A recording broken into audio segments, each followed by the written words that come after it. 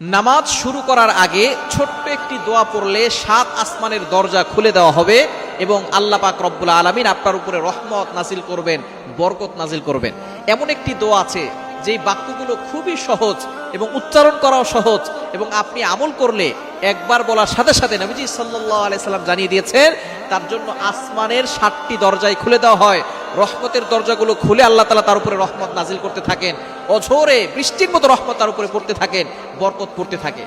সুতরাং আমরা নামাজ শুরু করার আগে এই দোয়াটা একবার পড়ে নিব। নবীজি সাল্লাল্লাহু আলাইহি সাল্লাম জানিয়ে দিয়েছেন, একবার নবীজি সাল্লাল্লাহু আলাইহি সাল্লাম মসজিদ নববীতে এমন সময় এক সাহাবী এই বাক্যটা পাঠ করেছে। নবীজি সাল্লাল্লাহু আলাইহি সাল্লাম নামাজ শেষ করে বললেন, কে এই বাক্য পাঠ করেছো? কেউ কোনো কথা বলে না। তখন এক সাহাবী নবী সাল্লাল্লাহু আলাইহি সাল্লাম অভয় দিলেন যে কোনো ভয় নাই, বলো। একজন সাহাবী দাঁড়িয়ে বলেন, ইয়া রাসূলুল্লাহ, ইয়া হাবিবাল্লাহ, আমার কাছে আল্লাহর প্রশংসা করতে খুব ভালো লাগে, এই জন্য আমি এই বাক্যগুলো বলেছি।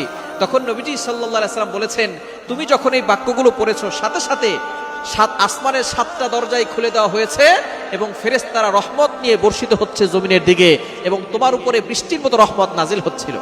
সুবহানাল্লাহ বিহামদি। এই দোয়াটা আমরা পড়তে চাই কি চাই না? দোয়াটি হচ্ছে আল্লাহু আকবার কাবীরা ওয়ালহামদুলিল্লাহি কাসীরা ওয়া সুবহানাল্লাহি বুকরাতাও ওয়া আসীলা। খুবই সহজ বাক্য, আল্লাহু আকবার কাবীরা ওয়ালহামদুলিল্লাহি কাসীরা ওয়া সুবহানাল্লাহি বুকরাতাও ওয়া আসীলা। এটা যদি আপনি মাত্র একবার পড়েন, আল্লাহ পাক রব্বুল আলামিন আসমানের ৭টি দরজা খুলে দিবেন। এরপরে আপনি আল্লাহর কাছে দোয়া করলে আল্লাহ তাআলা সাথে সাথে সেই দোয়াটা কবুল করে